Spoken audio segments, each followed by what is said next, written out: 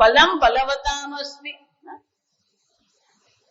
આપણી તપશ્ચર્યાને કારણે આપણે પ્રસિદ્ધ છીએ, તો એ તપશ્ચર્યા પણ ખરેખર કોની છે?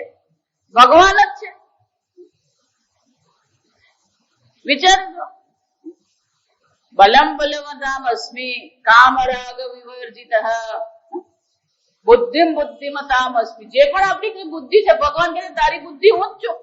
તો બુદ્ધિને કારણે જો આપણે પ્રસિદ્ધ હોઈએ તો એ પ્રસિદ્ધિ કોની છે?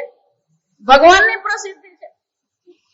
તેજસ્વીતાને કારણે આપણું પ્રભાવશાળી આપણું વ્યક્તિત્વ છે, તો એ પ્રભાવ પણ ખરેખર કોનો છે? ભગવાનનો છે. એનો અર્થ શું છે? આપણી જેટલી પ્રસિદ્ધિ છે એ પણ કોને કારણે છે? ઈશ્વરને કારણે. આ સમજો. ભગવાન શબ્દ આપણે બોલીએ ખરે પણ સમજતા નથી આપણે. ભગવાન કોને કહેવાય? જેનામાં આ પૂર્ણતઃ છ ઐશ્વર્ય છે. એ ઐશ્વર્ય આપણામાં પણ ખરા, પણ પૂર્ણ નથી, એટલે આપણે ભગવાન કહેવાય નહીં. એ ભગવાન છે. ભગઃ અસ્ય અસ્તિ ઇતિ ભગવાન. જ્ઞાન છે, વૈરાગ્ય છે, યશ છે, શ્રી છે, વીર્ય છે, બધું પૂર્ણ છે. શ્રી સંપત્તિ છે. પૂર્ણતઃ છ. વિચાર. હવે વિચાર. એ ભગવાનની ભગવત ગીતા, આપણો શબ્દ કયો છે? શ્રીમદ ભગવત ગીતા. તો ભગવત ગીતા છે. આ સમાસ કહેવાય, સંસ્કૃતમાં એને સમાસ કહેવાય, ભગવત ગીતા. આ સમાસ 3 રીતે કરી શકાય. આગળ આપણે જોયું ને રામેશ્વર એમ કહીએ. જયારે રામ ભગવાને સ્થાપના કરી અને પછી નામ રામેશ્વર રાખવામાં આવ્યું, તો રામેશ્વર નામ જયારે રાખ્યું ત્યારે પછી ચર્ચા શરૂ થઈ કે રામેશ્વર શબ્દનો અર્થ શું કરવો. એક વસ્તુ સમજાય, આપણી બુદ્ધિ છે ને આ સંસારિક બાબતમાં વધારે કચકચ કરતી. આ ડોર, આ ડામર કેટલો વાપરવાનો, રસ્તો કેવો હોવો જોઈએ, બંગલો કેવો હોવો જોઈએ, એમાં આપણી બુદ્ધિ વધારે જાય. પણ હવે આપણી બુદ્ધિ ક્યાં વધારે વાપરવાની? આવી વસ્તુમાં કે રામેશ્વર શબ્દ એક છે, પણ એના 3 અર્થ થઈ શકે. કેમ? સમાસ છે. રામજીએ એની સ્થાપના કરી ત્યાં દરિયા કિનારે. રામસ્ય ઈશ્વર રામેશ્વર. રામના ઈશ્વર છે, રામના ભગવાન છે. આ એક અર્થ થાય. રામના ભગવાન છે એટલે કોક શંકર ભગવાનને જઈને કીધું કે તમારી નવું નામ પડ્યું રામેશ્વર. કે કેમ? તો કે રામજીએ તમારી સ્થાપના કરી, રામજીના ભગવાન તમે છો. શંકર ભગવાન કે ભાઈ સમજતો નથી. કે કેમ? હું રામનો ભગવાન નથી, રામ મારો ભગવાન છે. કેમ? હું કોનું નામ લેતો હોઉં? હું રામ રામ કરતો. તો કે પણ રામેશ્વર શબ્દ થયો ને, રામસ્ય ઈશ્વર. કે નહીં, તને સમાસ ખબર નથી પડતી. રામ ઈશ્વર અસ્ય ઇતિ રામેશ્વર. રામ જેના ભગવાન છે એ રામેશ્વર.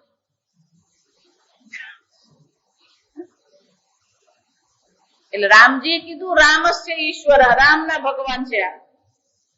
શંકર ભગવાન કે નહીં, રામ ઈશ્વર અસ્ય. રામ જેના ભગવાન છે ને એ રામેશ્વર કહેવાય. એટલે નારદજી જરા ગૂંચવાઈ ગયા કે હવે શું કરવું? આ રામના ઈશ્વર કે રામ જેના ઈશ્વર, હવે શું કરવાનું? એટલે ગૂંચવાઈ ગયા. એટલે બ્રહ્માજી પાસે પહોંચ્યા. બ્રહ્માજી એક ભગવાન કહે છે કે રામ મારો ભગવાન છે, બીજો ભગવાન કહે કે નહીં, આ ભગવાન શંકર ભગવાન મારા ભગવાન છે. એટલે બ્રહ્માજી કે કોઈ ચિંતા કરવાની જરૂર નથી. કેમ? રામશ્ચ અસૌ ઈશ્વરશ્ચ રામેશ્વર. એ રામ પણ છે અને ઈશ્વર પણ છે. હરિ અને હરમાં શું છે? કોઈ ભેદ નથી. રામ કહીએ તો એક છે અને ઈશ્વર કહીએ તો પણ એક જ છે. એ રામ પણ છે અને એ ઈશ્વર પણ છે. હરિ પણ છે અને એ હર પણ છે. ભગવાન એટલે હરિહર બંને. મોટે ભાગે શંકર ભગવાન એટલે આપણે જોઈએ ને એટલા માટે થોડોક વિચાર કરવાનો. આપણે બધું કરીએ છીએ ખરા, ભારતની દશા એવી છે કે બધા કરે છે પણ સમજો કે તમે કોઈ પણ શંકર ભગવાનના મંદિરમાં જાઓ ને ત્યાં જે આરતી છે ને એ ત્રિદેવની આરતી છે. કમલાસન ભગવાન છે. વિચારી જો, દરેક ભગવાનને શું છે? શંકર ભગવાનના મંદિરમાં હરિહર અને બ્રહ્મા ત્રણે ત્રણ ની આરતી જ છે. કેમ? ત્રણ છે જ નહીં, એક જ ભગવાન છે. ભગવાન તો એક જ છે. આપણે પછી એમને નામ આપતા રહીએ. એટલે બ્રહ્માજી શું કે છે? તમે રામ કહો તોય ભગવાન જ છે ને, ઈશ્વર કહો, શંકર ભગવાન કહો તો પણ એ જ ભગવાન. આમ આ સમાસના અનેક અર્થ થાય. એ જ રીતે ભગવદ ગીતા એમ કહીએ ને તો ત્યાં પણ બે શબ્દો છે ને, બે શબ્દ ભેગા થાય એને સમાસ કહેવાય, ભગવદ અને ગીતા. તો ત્રણ અર્થ થાય એમાં પણ. જો વિચાર, પહેલું તો એ ગીતા છે, ગાન કરવામાં આવ્યું, તો કે આ ગાન કરનાર કોણ છે? ભગવત ગીતા, ભગવદ ગીતા. આ ભગવાન આપણા પિક્ચરમાં કહે ને, આ મુકેશ નું ગીત છે, મુકેશ નું એવું જ કે શું કે, આ લતા નું ગીત છે એવું જ કે. જો વિચાર, લતાનું ગીત છે એનો અર્થ શું થયો? લતાએ એ ગીતનું ગાન કરેલું છે. આ ભગવાનનું ગીત છે એમ કઈ એનો અર્થ શું થયો? આ ઉપદેશ કરનાર કોણ છે? ભગવાન. ઉપદેશતા સ્વયં ભગવાન છે. સમજવા, ભગવત ગીતા, ભગવદ ગીતા, ભગવાનની ગીતા એટલે કે ભગવાને એનું ગાન કર્યું. અને જો ભગવાન ષડ ઐશ્વર્યવાન હોય તો પછી એમાં કોઈ શંકા કરવાની જરૂર પડતી. જ્યાં પૂર્ણ જ્ઞાન હોય, પૂર્ણ વૈરાગ્ય હોય. આ પૂર્ણ વૈરાગ્ય કોને કહેવાય ખબર છે? પૂર્ણ વૈરાગ્ય એટલે ક્યારેય કોઈ પક્ષપાત હોય જ નહીં. વૈરાગ્યનો એક અર્થ શું થાય? કોઈ પક્ષપાત નહીં. પણ એક વસ્તુ સમજવાની, ભગવાન શબ્દની દ્રષ્ટિએ, પૂર્ણ વૈરાગ્યની દ્રષ્ટિએ આપણે કહીએ ખરા ભગવાન નિષ્પક્ષ છે, પણ ભક્તિની દ્રષ્ટિએ ભગવાન પક્ષપાત કરે, આ સમજવાનું. જ્યાં ભક્તિ હોય, પ્રેમ હોય, ત્યાં પછી ભગવાન શું કરવાનું? એ પક્ષપાત કરે. પણ એ પક્ષપાત કરવા માટે બધી કન્ડિશન છે, આ સમજવાનું. ये तु सर्वाणि कर्माणि मयि सन्न्यस्य मत्पराः. જે સર્વ કર્મ મને સમર્પિત કરે છે, મન અને બુદ્ધિ સમર્પિત કરે છે, એનો પછી હું ઉદ્ધાર કરું. આપણે તેમ માનીએ કે આપણે હું જેમ કરું એમ કરું, મારે જે ખાવું એ ખાવું, મારે જે બોલવું હોય બોલું, પણ ભગવાન મારો ઉદ્ધાર કરે. આ સમજ? ભગવાન પક્ષપાતી બને, પણ ક્યારે પક્ષપાતી બને? સર્વધર્માન પરિત્યજ્ય. આપણે આ જગત ધર્મમાંથી ઊંચા આવતા જ નથી. ભાગવતમાં એટલે મારે શું કીધું? ત્યજ લોક ધર્મ. આ લોક ધર્મ, આનું આમ કરવાનું, ત્યાં લગ્નમાં જવાનું, પેલાને જવાનું, આ તો ચાંદલો કરવાનો છે. આપણી બુદ્ધિ શું કરતી હોય? આ લોક ધર્મમાં જ. એટલે ભગવાન ત્યાં શું કે છે? સર્વધર્માન પરિત્યજ્ય. આ બધો લોક ધર્મ નો ત્યાગ કરી દે. કેટલું વખત એ લોક ધર્મ છે? 40 વર્ષ, 45 વર્ષ, 50 વર્ષ પછી તો શું કરવું જોઈએ? છોડી જ દેવાનું હોય. હમણાં એક ભાઈ સત્સંગી મળ્યા ભાવનગર, મને કે જે દિવસે મારો દીકરો પરણ્યો અને વહુ આવી, વર્ષ 2 વર્ષમાં વહુ પણ બધા કુટુંબમાં જાણીતી થઈ ગઈ, એને બધા કુટુંબની ઓળખાણ થઈ ગઈ, કે તે દિવસે અમે પતિ પત્નીએ કહી દીધું કે હવે પછી ક્યાંય લગ્ન હોય, મરણ હોય, કઈ પણ હોય તો શું કરવાનું? વ્યવહારે તમારે જ કરવાનો અને પ્રસંગમાં હાજરી તમારે જ આપવાની. સમજો? પણ આપણને પેલું ડખું ચોખા રેંગણ બટાકા શાક ખાવાનું જોઈતું હોય. આ સમજ?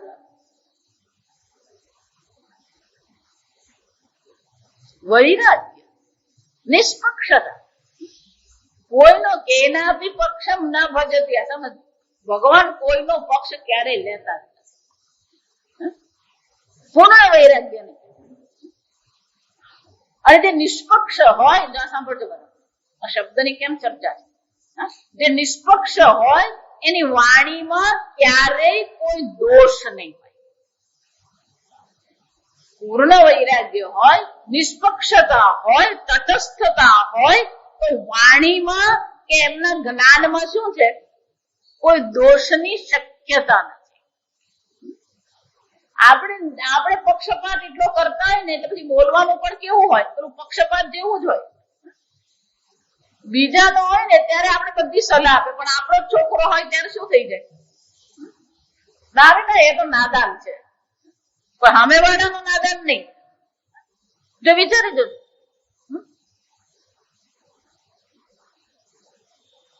સમજ. ભગવાન પૂર્ણતઃ નિષ્પક્ષ, ક્યાંય કોઈ દોષ કે ખામી કે તરફદારી શક્ય જ નથી. તો પછી એમનો ઉપદેશ પણ કેવો હશે? પૂર્ણ જ હોય. એટલું જ નહીં, ભગવાન ઉપદેશ કરી રહ્યા છે, ભગવાન નિષ્પક્ષ છે, પૂર્ણ વૈરાગ્ય છે. એનો અર્થ શું થયો? આ સમજો, આ બધાના અર્થ આપણે સમજવા. ભગવાન જે કંઈ પણ કહી રહ્યા છે એ ફક્ત અર્જુનની દ્રષ્ટિએ નથી. અહીંયા આપણે શંકર ભાષ્ય જોઈશું ત્યારે આવશે, અર્જુનમ નિમિત્તીકૃત્ય. ભગવાન જો આ જ્ઞાન આપી રહ્યા છે તો એ જ્ઞાન ફક્ત અર્જુન માટે નથી, સંપૂર્ણ માનવ સમાજને ભગવાન જ્ઞાન આપી રહ્યા છે. ભગવાનનું જ્ઞાન છે એનો અર્થ શું થાય? એ જ્ઞાન બધાને માટે યુનિવર્સલ નોલેજ કહેવાય. આ સમજો, વૈશ્વિક જ્ઞાન છે. કોઈ એક જાતિ, કોઈ એક દેશ, કોઈ એક કાળ, કોઈ એક વ્યક્તિ માટે આ જ્ઞાન નથી, પૂર્ણ છે. એટલા માટે કાલે નરેશભાઈ કહેતા કે આ જ્ઞાન ગીતા બધાને જ લાગુ પડે છે. એ અમેરિકાનો હોય, ઓસ્ટ્રેલિયાનો હોય, ગમે ત્યારે ગમે તે દેશનો હોય, પણ ભગવદ ગીતાનું જ્ઞાન બધાને એક સમાન રીતે લાગુ પડે. બધાને ઉપયોગી છે ગીતાનું જ્ઞાન. એટલા માટે કે જે લોકો આ ભગવદ ગીતાનો અર્થ એક દેશ, કાળ, વ્યક્તિ કે જાતિની દ્રષ્ટિએ જો કરતા હોય તો એ ગીતાનો અર્થ યોગ્ય નથી. આ બરાબર સાંભળો. મોટે ભાગેની જેટલી પણ ટીકાઓ છે ને એ બધી ટીકાઓમાં શું થાય છે? એક દેશ કે એક જાતિ કે એક જે સમૂહ હોય એ સમૂહને અનુલક્ષીને જ હોય. એક નામ રૂપ દેશ જાતિ ને અહીંયા પૂર્ણતઃ છે, તો જ પછી એને આપણે શું કહી શકીએ? ઈશ્વરનું જ્ઞાન કહેવાય. ભગવાનનું જ્ઞાન છે તો શું થયું? ભગવાન બધાને જ ઉપદેશ કરી રહ્યા, એક સમાન રીતે. સ્ત્રી હોય, પુરુષો હોય, યુવાન હોય, વૃદ્ધ હોય, બ્રાહ્મણ હોય, ક્ષત્રિય હોય, વૈશ્ય હોય, શૂદ્ર હોય.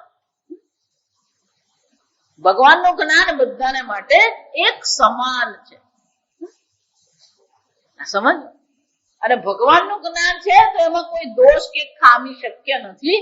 આપણને એમાં દોષ ખામી લાગે તો સમજવાનું કે આપણી સમજમાં ખોટ છે, ત્યાં જ્ઞાનમાં ખોટ નથી. આ સમજવાનું કે ભગવાન એમ કીધું ને પૂર્ણ જ્ઞાન અને વૈરાગ્ય છે તો પછી દોષની કે ખામીની શક્યતા કોઈ રહેતી જ. આ એક અર્થ છે ભગવાનનું જ્ઞાન. આ નું શબ્દ છે ને એક પોઝિશન બતાવે.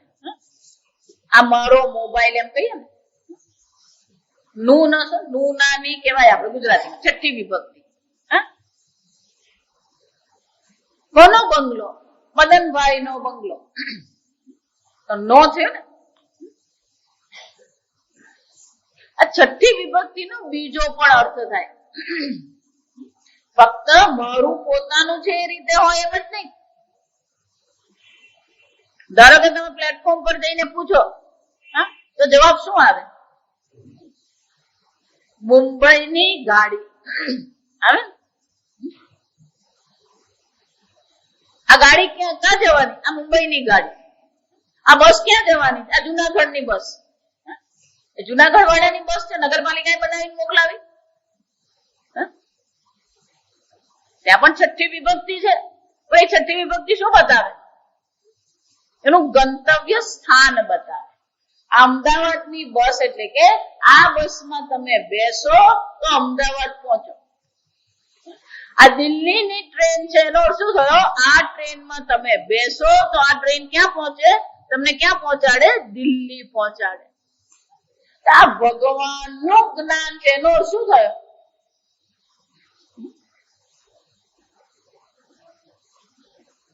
આ જ્ઞાનનો વિષય કોણ છે? ભગવાન છે. ભગવાનનું જ્ઞાન એટલે કે ઉપદેશ કરતા પણ ભગવાન છે, જ્ઞાનનો વિષય પણ ભગવાન જ છે. ગંતવ્ય કોણ છે? આ જ્ઞાન તમને ક્યાં લઈ જશે? યદ્ગત્વા ન નિવર્તન્તે તદ્ધામ પરમં મમ. મામેવૈતે અર્જુન, તું મને પ્રાપ્ત કરશે. ત્યક્ત્વા દેહં પુનર્જન્મ ન વિદ્યતે મામેતિ. અર્જુન, તું મને પ્રાપ્ત કરશે. આમ આ જ્ઞાનનો ઉપદેષ્ટા પણ ભગવાન છે. આ જ્ઞાનનો વિષય પણ કોણ છે? ભગવાન સ્વયં છે.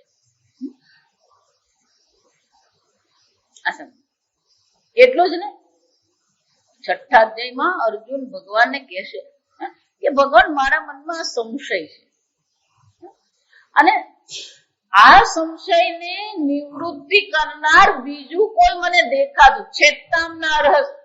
તમારાથી બીજું કોઈ આ જ્ઞાન, આ મારા સંશયની નિવૃત્તિ કરનાર કોઈ છે જ નહીં. તેનો અર્થ શું છે? ભગવાનને જાણવા હોય તો ભગવાન સિવાય બીજું કોણ આપણને ઉપદેશ કરી શકે? ભગવાનના સ્વરૂપને ઓળખવાનું છે. તો ભગવાનના સ્વરૂપની ઓળખાણ ભગવાનથી બીજું કોઈ કરાવી શકે આપણને? વિચારો. એટલે ભગવાન વારંવાર કહે છે, રાજ વિદ્યા રાજગુહ્ય રહસ્યમિદમ ઉત્તમમ. અર્જુન, આ રહસ્ય છે, આ જ્ઞાન છે, શ્રેષ્ઠ જ્ઞાન છે. જ્ઞાનમ તેહમ સવિજ્ઞાનમ પ્રવક્ષ્યામિ. આ જ્ઞાન વિજ્ઞાન સહિત અર્જુન હું તને કહીશ. વેદૈશ્ચ સર્વૈરહમેવ વેદતા. અર્જુન, આ સંપૂર્ણ વેદનો કર્તા પણ હું જ છું, એને જાણનાર પણ હું જ છું, અને એમાં જાણવા યોગ્ય વેદ્ય પણ કોણ છે? હું જ છું. આમ ભગવદ ગીતાનો ઉપદેશ કરનાર પણ ભગવાન છે અને વિષય પણ કોણ છે? ભગવાન સ્વયં છે. ભગવતઃ ગીતા ભગવદ ગીતા. આ ત્રીજો અર્થ બહુ મજાનો છે. આપણે રોજ પ્રાર્થના કરીએ, ગીતા ધ્યાન કરીએ, એમાં છેલ્લે શું કહીએ છીએ આપણે? પહેલા શ્લોકમાં આપણે શું કહીએ? અંબત્વામ અનુસંધામિ ભગવદ ગીતે ભવદ્વેષિને. અંબત્વામ, આ ભગવદ ગીતા કોણ છે? સાક્ષાત અંબા છે. સમજ? અને એ અંબા કેવી છે? ચૂંદડી પહેરાવા વાળી અંબા નથી, સાકરદાણા ચડાવવા વાળી અંબા નથી, નાળિયેર ફોડવા વાળી અંબા નથી. કઈ છે? અનુસંધામે. એનું શું કરવાનું છે? અનુસંધાન કરવાનું, એનું ચિંતન કરવાનું, એને સમજવાનો પ્રયત્ન કરવાનો છે. અંબામાં પણ એ ચૂંદડી વાળા નાળિયેર ને સાકરદાણા નહીં. આપણે અંબામાં પાસે જઈએ ને એટલે ત્રણ લઈને જઈએ. એક નાળિયેર હોય, પછી સાકરદાણાનું પેકેટ હોય, ચૂંદડી હોય. પણ આ અંબા માટે શાની જરૂર પડે? આપણી બુદ્ધિની જરૂર પડે. કેમ? અનુસંધામે. હે અંબામાં, હું તારું શું કરું છું? અનુસંધાન કરું છું, હું તારું ચિંતન કરું છું, અધ્યયન કરું છું. ભગવાન કહે છે, અધ્યસ્ય તે અર્જુન, જે આ જ્ઞાનનું અધ્યયન કરશે, એટલું જ નહીં, અધ્યયન કરાવશે. ઇષ્ટોસી મેં, એ કોણ છે? એ મને સૌથી પ્રિય છે. તો પછી ભગવદ ગીતા જે છે ને, ગીતામાં પહેલા જ કીધું સ્ત્રીલિંગ શબ્દ છે. તો ભગવદ ગીતાનો ત્રીજો અર્થ થાય ભગવતી ગીતા, ભગવદ ગીતા. ભગવાન પુરલિંગ શબ્દ છે, પણ એનો સ્ત્રીલિંગ બનાવે તો શું બની જાય? ભગવતી. વિદ્વાનનું વિદુષી બને, શ્રીમાનનું શ્રીમતી બને. એમ ભગવાન નું શું બને? ભગવતી. તો આ કોણ છે? સાક્ષાત ભગવતી ગીતા છે. ત્યાંય પેલો ભગ શબ્દ છે એટલે ત્યાંય પૂર્ણ જ જોવાનું છે. આ સમજો, પૂર્ણ જ્ઞાન, પૂર્ણ વૈરાગ્ય સ્વરૂપ છે. એનો અર્થ શું છે? ભગવાન જ સાડા ઐશ્વર્યવાન નહીં. આ ભગવદ ગીતા પણ કોણ છે? ભગવતી ગીતા છે. અને એ જો ભગવતી ગીતા હોય તો પછી એમાં પણ શું છે? આ 6 ઐશ્વર્ય પૂર્ણતઃ છે. આમ અનુસંધાન અર્થની દ્રષ્ટિએ પણ કરી શકાય અને મા અંબાની દ્રષ્ટિએ પણ એમને આપણે જોઈએ. એટલા માટે આ ભગવદ ગીતા આપણી પાસે હોય ને ક્યારે નીચે નહીં મુકાય. કેમ? એને પૂઠું ચડાવી દેવાનું. એ પૂઠું ચડાવે ને પછી નીચે મૂકીએ વાંધો નહીં. આપણે ત્યાં પહેલેથી એટલા માટે પેલા પુસ્તકોને પૂઠું ચડાવવાનું. પરદેશમાં જાવ કોઈ બાપ પૂઠું ચડાવે નહીં. આ સમજવું. એ લોકોને માટે સરસ્વતી નથી, એ લોકોને માટે મા અંબા નથી. આપણે એ નીચે મૂકીએ, અહીંયા નીચે આપણા પગ પડતા હોય, ધૂળ હોય ને એના પર જ આપણે શું કરી દેવાનું? પેલો પલાઠી વાળી બેઠો હોય, આમે બિચારા પગ તો દુખતા હોય અને પલાઠી કેટલો વખત રહે? 15 મિનિટ, 20 મિનિટ, 25 મિનિટ, પછી આમ પગ બહાર નીકળે. પગ બહાર નીકળે એટલે પછી એ પગ કોને પકડે? જો વિચારી, આ બધા દોષ છે. એટલા માટે આપણે ત્યાં પહેલેથી નોટબુક છે, પુસ્તક છે, બધાને આપણે શું કરીએ? આ સ્કૂલ શરૂ થાય ને એટલે આપણું કામ ચાલુ થઈ જાય. મમ્મી પપ્પા બધા પુસ્તકોને શું કરવાના હોય? પૂઠા ચડાવી જ દેવાના હોય. કેમ? સરસ્વતી છે. પૂઠું ચડાવો એટલે વસ્ત્ર ધારણ કરાવે. પછી તમે એને નીચે મૂકો તો વાંધો નહીં. કેમ? કારણ કે વસ્ત્ર ધારણ થઈ ગયો. આ સમજો, સાક્ષાત ભગવતી અંબા છે. પૂર્ણ જ્ઞાન છે. આમ ભગવદ ગીતા શબ્દ એક છે પણ 3 અર્થ છે. ભગવતઃ ગીતા એટલે કે જેનું ગાન ભગવાને કર્યું, ઉપદેષ્ટા ભગવાન છે. ભગવતઃ ગીતા જેનો વિષય ભગવાન છે અને એ સાક્ષાત પણ કોણ છે? ભગવાન સ્વરૂપ જ છે. ભગવતી ગીતા ભાગવતમાં ભગવાન કે છે તેને યમ માંગમય મૂર્તિ. ત્યાં ભગવાન શું કે છે? આ ભાગવત એ મારી વાંગમય મૂર્તિ છે. આ સમજો, વાણી સ્વરૂપે છે ભગવાન. સાક્ષાત ભગવાનની વાણી છે ભાગવત. એ જ રીતે આ ભગવદ ગીતા પણ કોણ છે? ભગવતી ગીતા મા અંબા છે. પણ એ ક્યારે કલ્યાણ કરે? અનુસંધામી, એનું અનુસંધાન હું કરું, એનું અધ્યયન હું કરું, એને સમજવાનો પ્રયત્ન હું કરું. પણ એ શું કરે? મને સૂર્યલોકમાં, કૈલાસધામમાં, અક્ષરધામમાં લઈ જાય. ભવદ્વેષિણી, આ ભવસાગર નું શું કરે છે? નાશ કરનાર. આપણે બધા કાલે કીધું ડુક્કા જ ખાતા રહેતા હોય. આ ભવસાગર નો કાયમ ને માટે શું કરી દે? નાશ કરી.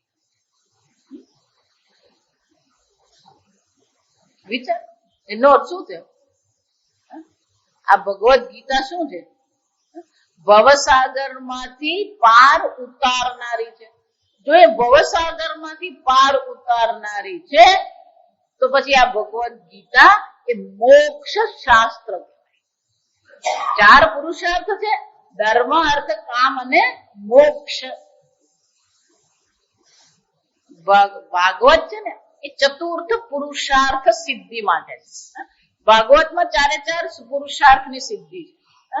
ધર્મની સિદ્ધિ પણ છે, અર્થની સિદ્ધિ પણ છે, કામની સિદ્ધિ પણ છે અને મોક્ષની સિદ્ધિ છે. પણ આ ભગવદ ગીતા કેવી છે? મોક્ષ શાસ્ત્ર છે. ભગવદ ગીતા મોક્ષ શાસ્ત્ર છે.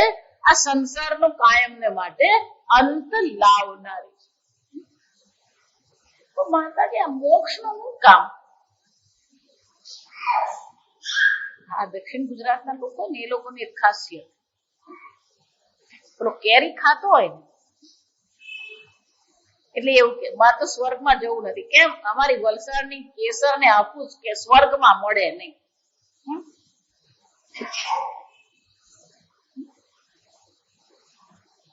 માતાજી આ મોક્ષ મળી જાય તો પછી આ કેરી, પછી પાતરા, પછી આઈસ્ક્રીમ ને ચવાણું.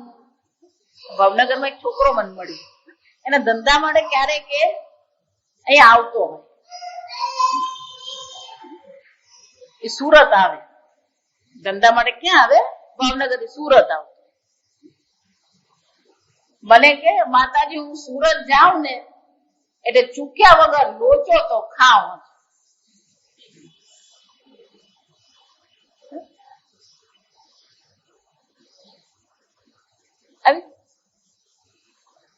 આપણે શું માનીએ?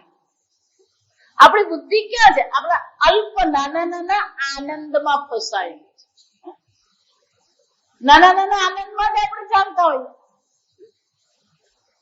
એટલે બધા મોક્ષ ની વાત કરે ને એટલે આપણને શું દેખાય? એમ નહીં માનતા. મોક્ષ એટલે દુઃખ છે. મોક્ષ એટલે પરમાનંદની પ્રાપ્તિ. મોક્ષ કોને કહેવાય? પરમાનંદની પ્રાપ્તિ. ગીતામાં એટલે ભગવાન કહે છે સુખમ આત્યંતિકમ યત્તત. આ કેવું છે સુખ? આત્યંતિક સુખ છે, પૂર્ણ છે. આત્યંતિક એટલે કે જેનો અંત આવે જ નહીં, જે પૂર્ણ છે. દેશતઃ કાલતઃ વસ્તુતઃ અપરિચ્છિન્ન છે. કોઈ એની મર્યાદા નથી. આ પરમાનંદની જે પ્રાપ્તિ છે, આનંદની જે અવાપ્તિ જે છે, એને જ મોક્ષ કહેવામાં. એટલે વિચારવાનું કે આપણને આ નાના નાના સુખ જોઈએ છે કે પછી આ પરમાનંદ સ્વરૂપ મોક્ષની ઈચ્છા છે આપણને. એટલે સ્વામીજી, આપણા સ્વામીજી બહુ સરસ કે આ મોક્ષ જે છે ને એ વિકલ્પ વગરનો વિકલ્પ છે. કેમ? આપણે ગુજરાતીમાં બે શબ્દો છે, એક ફરજિયાત કહેવાય ને એક મરજિયાત કહેવાય. એક ફરજિયાત કહેવાય એટલે શું કરવાનું? કરવું જ પડે. મરજિયાત એટલે શું છે? આપણી મરજીથી ચાલે. તે કે મોક્ષ ફરજિયાત છે કે મરજિયાત છે? આપણને શું લાગે? મરજિયાત. મારે મેળવવો હોય તો કરું.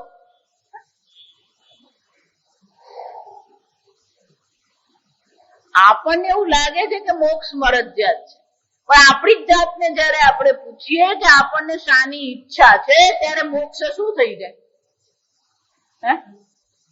છેવટે તમે શું ઈચ્છો છો? આ નાના નાના સુખ ઈચ્છો છો કે પૂર્ણ સુખની ઈચ્છા છે? તમે ઈચ્છા તો તમારી પૂર્ણ સુખની જ છે. પેલા 6 શબ્દો યાદ રાખવાના. વલસાડમાં સુખ મળે પણ મુંબઈમાં સુખ નહીં મળે, ચાલે? આજે સુખ મળે પણ કાલે દુઃખી થવાનું, એવું ચાલે? 2-5 વ્યક્તિથી સુખ મળે, બાકીનાથી દુઃખ મળે, ચાલે? 2-5 વસ્તુ તમને સુખી કરે, બાકીની વસ્તુ તમને દુઃખી કરે, ચાલે? એનો અર્થ શું થાય? સર્વ દેશમાં, સર્વ કાળમાં, સર્વ વસ્તુ અને વ્યક્તિથી તમને સુખની ઈચ્છા છે.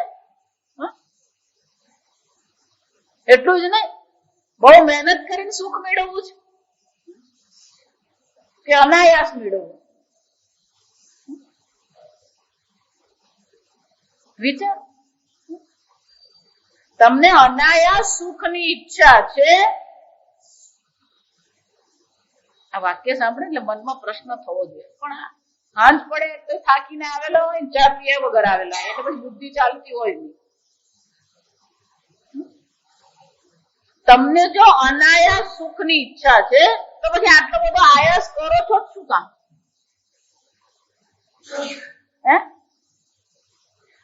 આપણે જેટલા પણ સુખ મેળવીએ છીએ કઈ રીતે મેળવીએ? પ્રયત્ન કરીને, આયાસ કરીને, મહેનત કરીને મેળવીએ. પણ તમને જે ઈચ્છા છે કઈ છે? અનાયાસ સુખની ઈચ્છા છે. વિચારી દો. કોઈ પણ પ્રયત્ન વિના, કોઈ પણ મહેનત વિના તમારે સુખી થવું છે. આ તમારી ઈચ્છા છે. તમે એને પરમાનંદ કહો, તમે એને સર્વદેશ કાળ વસ્તુ કહો, તમે એને અનાયાસ કહો, કઈ પણ કહો, છેવટે શું છે? એક શબ્દમાં કહેવાય તમને પૂર્ણ સુખની ઈચ્છા છે, તમને પૂર્ણાનંદની ઈચ્છા છે. એ પૂર્ણાનંદને જ મોક્ષ કહેવાય. આ સમજ, પૂર્ણાનંદને શું કહેવામાં આવે? મોક્ષ કહેવાય. અને જે પૂર્ણ છે એ અનંત છે, તો પછી એને પ્રાપ્ત કરવાનો હોય. પ્રાપ્ત કરીએ એટલું આયાસ આવી જાય. સમજો, મહેનત આવી. પ્રાપ્ત કરવાનું એમ કહીએ એનો અર્થ શું થાય? એટલા માટે તમે યોગાસન કરો, પ્રાણાયામ કરો, શીર્ષાસન કરો, ધ્યાન કરો, જે કરવું કરો, યાત્રા કરો, બધું જ કરવાનું, ના નથી. પણ બધા આયાસ છે, એટલે એનાથી જે તમને સુખ મળવાનું એ મોક્ષ હશે. કર્મ છે, અને કર્મથી જે મળે એ કેવું છે? આપણે ઉપદેશારંભમાં જોઈએ ગયા, કર્મ કિમ પરમ કર્મ તજ્જડમ કૃતિ મહોદધો વતન કારણમ. આ કર્મ કેવું છે? સ્વયં જડ છે. કર્મ સ્વયં અનિત્ય છે. તો કર્મથી મળેલું કર્મ ફળ પણ કેવું હોવાનું? અનિત્ય જ હોવાનું. અધિકસ્ય અધિકમ ફલમ. જેટલું મહેનત વધારે કરીએ એટલું વધારે મળે. વધારે મળે ને, આ વિચારવા જેવું. કોઈને 15,000 મળતા હોય ને કોઈને લાખ મળતા હોય, પણ 15,000 વાળો એમ જ માનતો હોય કે ઓછું છે, લાખ મળતા હોય એને શું લાગતું હોય? ઓછું જ ના. પેલી અપૂર્ણતા જતી નથી. અને એટલે મને મોક્ષ એટલે કોને કહેવાય? પરમાનંદની પ્રાપ્તિ છે, જે તમારી જ ઈચ્છા છે. પણ એ પરમાનંદની ઈચ્છાને બદલે, એ પરમાનંદની પ્રાપ્તિને બદલે આપણે શું કરતા રહીએ છીએ? અલ્પાનંદમાં બેઠા છે, વિષયાનંદમાં બેઠા છે, ભોગાનંદમાં આપણે બેઠા છે. પણ આ ભગવદ ગીતા કેવી છે? આ ભગવદ ગીતા મોક્ષ શાસ્ત્ર છે. ભગવદ ગીતા શું છે? મોક્ષ શાસ્ત્ર. એનો અર્થ શું થયો? એ ભવસાગર માંથી પાર ઉતારનારી છે. એ આપણને પરમાનંદની પ્રાપ્તિ કરાવે. એટલા માટે ભગવાન જ્ઞાનીને લક્ષણમાં શું કે? યસ્તુ આત્મરતિરેવ સ્યાત આત્મતૃપ્તશ્ચ માનવઃ આત્મન્યેવ ચ સંતુષ્ટ. એની તૃપ્તિ, એનો સંતોષ, એનો આનંદ, એનું રમણ પણ ક્યાં છે? આત્મામાં જ છે. કારણ કે આત્મા કેવો છે? પૂર્ણાનંદ સ્વરૂપ છે. પણ એ તમે જે પૂર્ણાનંદ સ્વરૂપ આત્મા છો એની ઓળખાણ કરાવનાર કોણ છે? આ ભગવતી ગીતા છે. આ ભગવદ ગીતા, માં ભગવદ ગીતા છે જે તમારા સાચા સ્વરૂપનું તમને ઓળખાણ કરાવે છે. તમે પૂર્ણાનંદ સ્વરૂપ આત્મા છો. ક્યાંય કોઈ ભીખ માંગવાની જરૂર નથી. પણ આપણા સ્વામીજી શું કહે છે? બધા ભીખ જ માંગતા હોય. એ આઈસ્ક્રીમ મને સુખ આપ, એ ઘર મને સુખ આપ, એ બેંક મને સુખ આપ. અને અહીંયા જ નહીં, જન્મો જન્મથી શું કરતા આવ્યા આપણે? આ સુખની ભીખ જ માંગતા હોય. એટલે સ્વામીજી હંમેશા કે આ જીવ એટલે ભિખારી. જીવ કોણ છે? ભિખારી છે. અને પેલું ભિખારી પણ જતું જ નથી એનું. વિચારો. પણ આ જીવ ભિખારી બની ગયો કોને કારણે? એની મૂર્ખતાને કારણે. એટલે સ્વામીજી કે ઇડિયટ. એને અંગ્રેજીમાં શું કહેવાય? મૂર્ખ એટલે શું કહેવાય? ઇડિયટ. એની મૂર્ખતાને કારણે એ ભીખ માંગતો રહે છે. આ ભગવદ ગીતા છે આપણને પૂર્ણાનંદની ઓળખાણ કરાવનાર છે. પણ એનો ઉપયોગ આપણે શાના માટે કરીએ? આ ભગવદ ગીતાનો ઉપયોગ શાના માટે કરીએ? રોજ પાઠ કરીએ ખરા. માતાજી પાઠમાં લખ્યું છે 1 અધ્યાયનો રોજ પાઠ કરીએ તો સૂર્યલોકમાં જવાય. 1 શ્લોકનો રોજ પાઠ કરીએ ચંદ્રલોકની પ્રાપ્તિ થાય. ભગવદ ગીતા પૂર્ણાનંદની પ્રાપ્તિની વાત કરે ને આપણે કઈ વાત કરીએ? સૂર્યલોક ને, ચંદ્રલોક ને, વૈકુંઠ લોક ને. વિચારો એટલે કીધું આપણે. હવે ખ્યાલ આવ્યો? ફરજિયાત મરજિયાત સમજાઈ ગયું?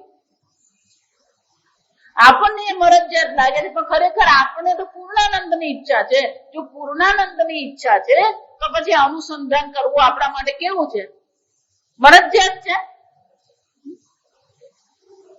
ફરજિયાત છે તો પછી ગીતાના પ્રવચનમાં આવવું પણ શું હોય?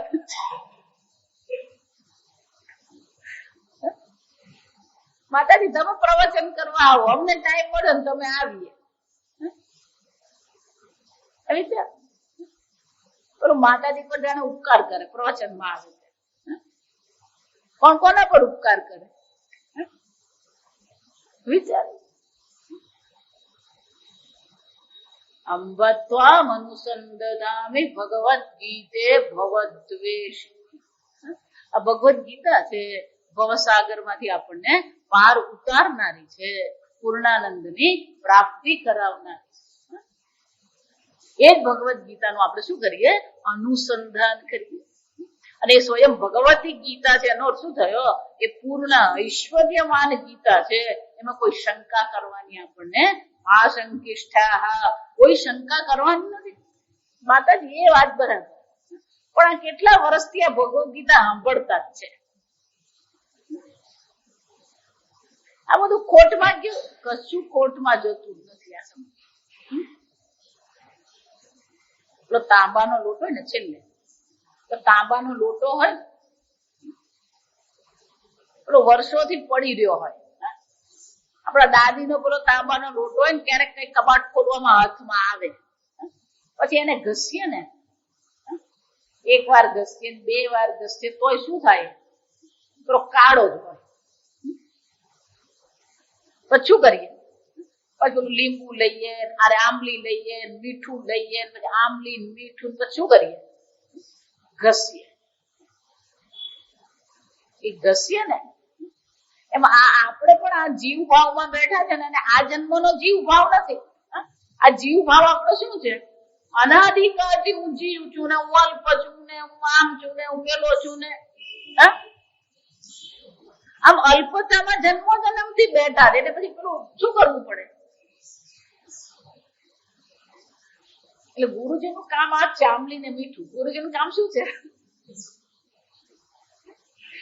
ઘસ ઘસ કર્યા જ કરવું. પણ આપડી બીજી તકલીફ, પેલો તાંબાનો લોટો ઘસીએ ખરા, પણ બિચાર હવારે જોઈએ પાછું શું થઈ ગયો? પ્લસ ગુરુજી આવે અઠવાડિયું ઘસી જાય.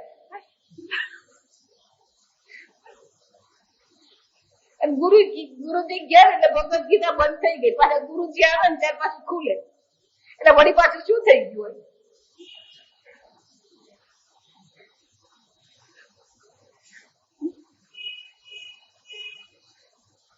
રોજ ઘસવો પડે. તાંબાનો લોટો શું કરવો પડે? રોજ ઘસવો. એમાં ભગવદ ગીતાનું અનુસંધાન પણ શું કરવાનું? રોજ અધ્યયન કરવું. રોજ શાસ્ત્ર અધ્યયન કરવું. વારંવાર એટલા મળે.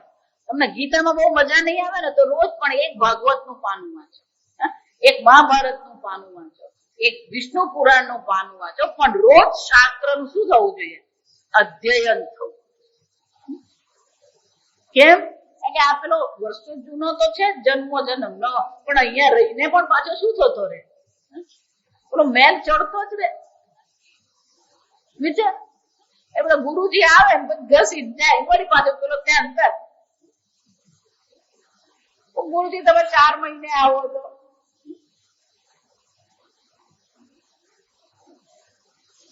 સમજ.